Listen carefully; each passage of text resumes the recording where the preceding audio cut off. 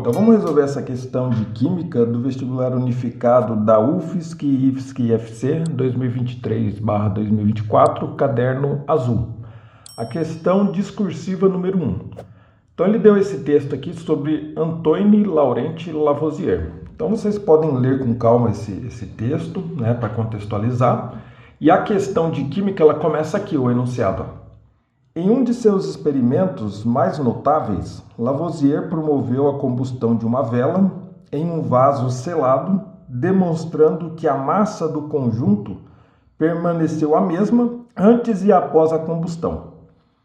Considere que a vela de Lavoisier era composta unicamente por uma parafina de fórmula C22H44 e a massa molar é 308,2 gramas por mol, cuja reação de combustão ocorreu conforme a equação abaixo. Então tem a equação aqui, ele já deu a equação balanceada para a gente, né? A parafina mais o oxigênio, né? A reação de combustão produzindo CO2 mais água. Aí ele fala, ó, considere ainda que os experimentos não resultam no consumo completo da vela. Se necessário, considere as massas molares de hidrogênio 1 grama por mol, oxigênio 16 gramas por mol e carbono 12 gramas por mol. Então a gente tem aqui, ó, o experimento de Lavoisier. Ele colocou uma vela, acendeu ela e colocou esse recipiente. Depois de um tempo a vela apagou. Por que ela apagou? Porque todo o oxigênio que estava dentro do recipiente ele foi consumido na reação de combustão. Então quando acabou o oxigênio, a vela apagou. Então vamos aqui para o primeiro item dessa questão. Então seria esse item aqui, ó, 1A. Considerando que a combustão de 30,82 gramas da vela irá consumir 105,6 gramas de oxigênio, determine a massa total dos gases que serão produzidos a partir da reação de combustão descrita no enunciado. Então ele falou para a gente que a reação de combustão vai ser, ó, C22H44 mais 33 oxigênio, né, ele deu no enunciado, que vai produzir o quê? 22 CO2 mais 22 moléculas de água. Então ele deu algumas informações para a gente, né? A massa molar da parafina, ele já deu para a gente, ó, vou colocar aqui, ó, C22H44. Ele deu ali no enunciado da questão, que essa massa molar é 308,2 gramas por mol. Se a gente olhar a massa molar do oxigênio, ó, desse oxigênio aqui, ele falou que o oxigênio, a massa molar é 16, mas como nós temos 2 oxigênio, multiplica por 2, que vai dar 32 gramas por mol. A água, a massa molar da água vai ser o seguinte, ó, o hidrogênio ele deu no enunciado que é 1 grama por mol, vezes 2 hidrogênios. O oxigênio é 16. Então vai ficar 16 mais 2, 18 gramas por mol. E por fim a gente tem o CO2, né? O carbono é 12, é mais, né? 12 mais o oxigênio é 16 vezes 2. Então vai dar 16 vezes 2 vai dar 32, mais 12, 44 gramas por mol. É claro que a gente está fazendo aqui de forma detalhada, tá? Então a gente vai consumir um pouco mais de espaço aqui, né, do que essas linhas aqui. O número de mol de uma substância é igual à massa da substância dividido pela massa molar. A massa molar são esses valores aqui que a gente calculou, tá? Então, se a gente ver aqui, ó, ele falou que a massa da parafina é 30,82 gramas. Então, o número de mol vai ser igual a 30,82 gramas dividido pela massa molar da parafina, que é 308,2 gramas por mol. Fazendo essa divisão aqui, vai dar 0,1 mol de parafina. Tá? Agora do oxigênio. A massa do oxigênio, ele deu aqui pra gente, que é 105,6 gramas, dividido pela massa molar do oxigênio, que é 32. 32 gramas por mol. 105,6 dividido por 32 vai dar 3,3 mol de oxigênio. Nesse caso aqui, ó, 1 mol de parafina reage com 33 mols de oxigênio, né? A proporção estequiométrica. De 1 para 0,1, vocês concordam que é a mesma coisa que dividir por 10? De 1 para 0,1? Se a gente dividir 33 por 10, vai dar 3,3 mol. Então significa dizer que essa é a quantidade dos reagentes, ela está em proporção estequiométrica. De 0,1 mol de parafina para 3,3 mol de oxigênio. Nesse caso aqui a gente não tem reagente em excesso nem reagente limitante, tá? Só para lembrar aqui, ó, a parafina ela vai ser o que? O combustível.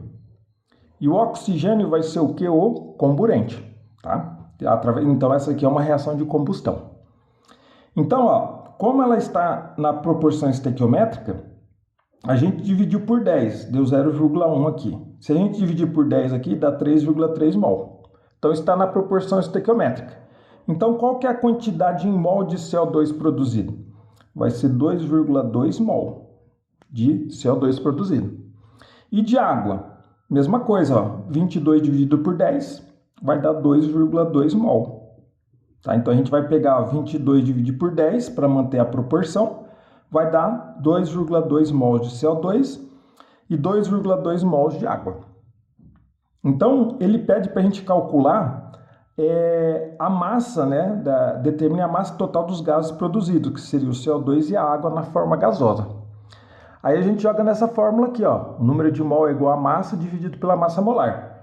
Do CO2 vai ficar 0,1 mol, que é igual a massa, né, do CO2, dividido pela massa molar do CO2 que a gente calculou aqui, ó, que é 44. Vai dar 44 gramas por mol. A gente multiplica cruzado aqui, ó. Aqui, ó, só para corrigir.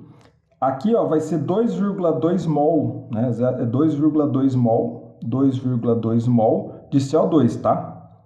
Não é 0,1, é 2,2 mol de CO2 é igual a massa dividido por 44.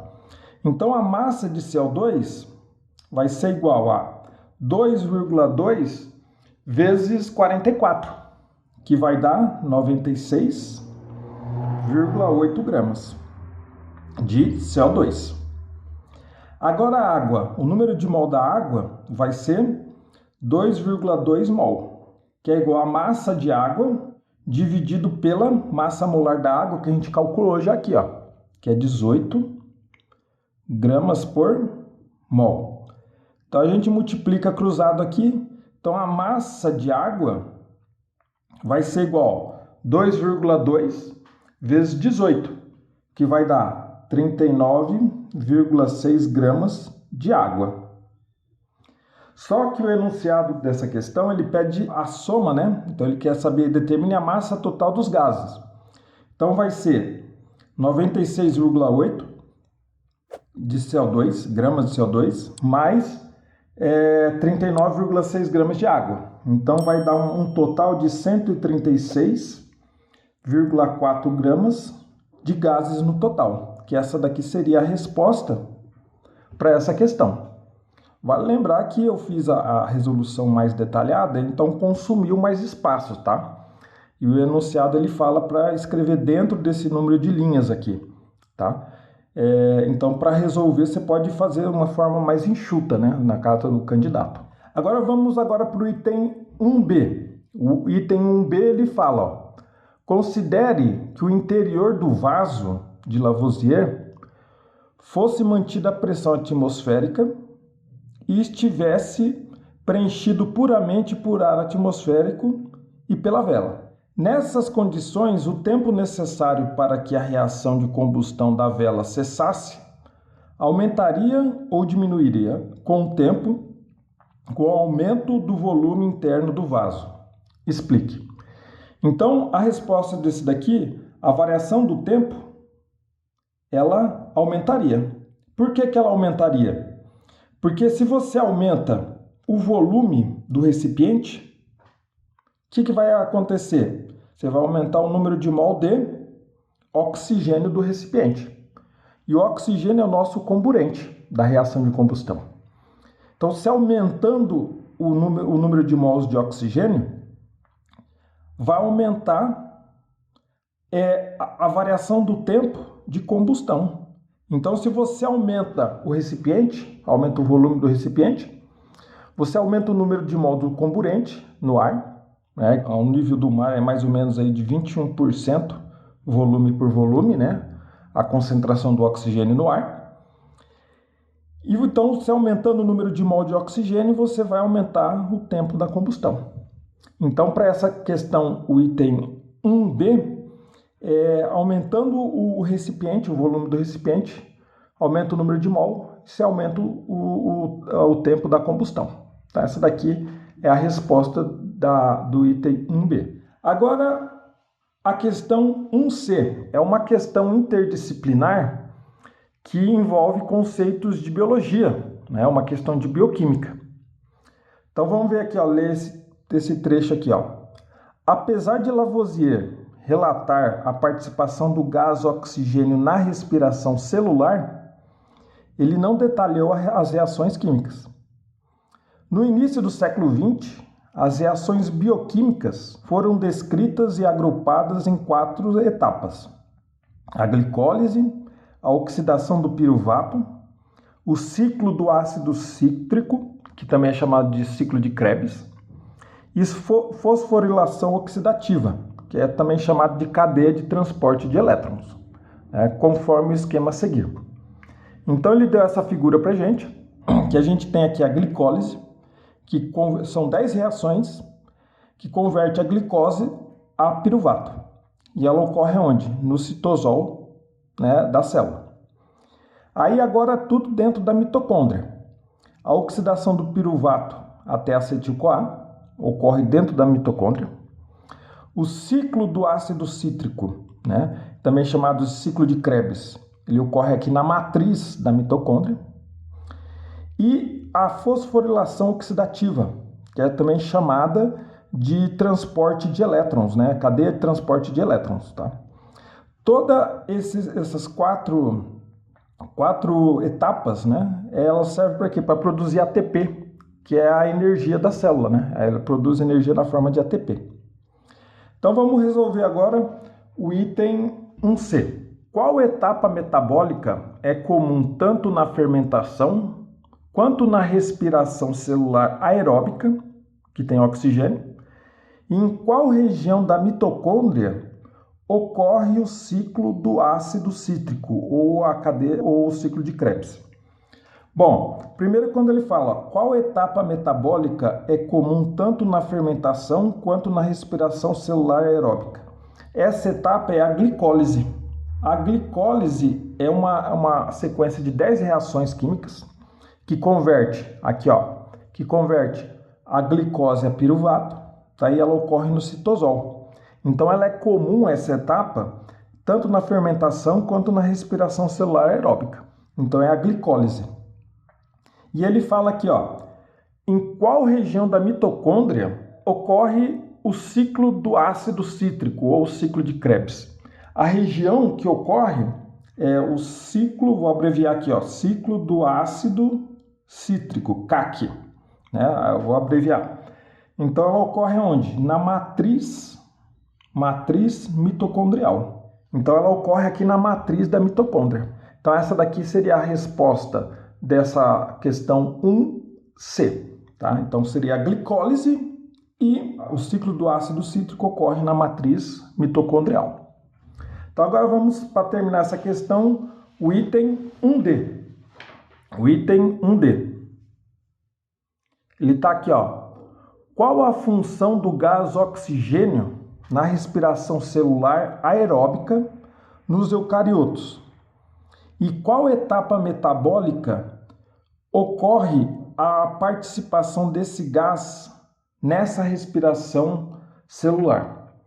Então, o oxigênio, ele entra ali na cadeia de transporte de elétrons. Vou abreviar aqui, ó, cadeia de transporte de elétrons, né? Ou do jeito que ele cita na figura, que seria ou fosforilação oxidativa. Pode ser chamado de fosforilação oxidativa ou cadeia de transporte de elétrons. Então, ela ocorre nessa etapa da respiração celular. Qual é a função do oxigênio na respiração celular aeróbica? O oxigênio ele vai ser reduzido, formando o quê? Reduzido a água, formando água, que é chamada de água metabólica. Como que é essa reação? Essa reação não precisaria mostrar aqui, mas já para acrescentar na resposta, seria o seguinte, o oxigênio ele vai reagir com os prótons, que na cadeia de transporte de elétrons, na fosforilação oxidativa, o transporte de elétrons promove ali um bombardeamento de prótons, né? De íons H+, tá? Então, esses íons H+, vai reagir com quem? Com o oxigênio. E ele vai receber mais 4 elétrons. Essa reação aqui vai formar 2 moléculas de água. Os elétrons aqui, está do lado esquerdo da seta. Então, ele está recebendo elétrons. O oxigênio está recebendo elétrons. Quem recebe elétrons, reduz. Então, por isso que o oxigênio é reduzido à água, tá? Então, o oxigênio mais os prótons, né, do gradiente de prótons ali da cadeia de transporte de elétrons, da fosforilação oxidativa, mais 4 elétrons, então formar a água, chamada de água metabólica.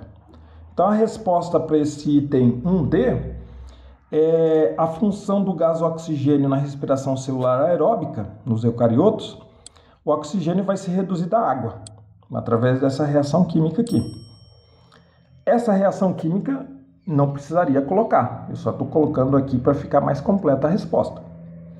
Em qual etapa metabólica ocorre a participação desse gás nessa respiração celular? Então seria na cadeia de transporte de elétrons, também chamada de fosforilação oxidativa. Então essa daqui é a resposta dessa primeira questão discursiva desse vestibular. Beleza? Valeu!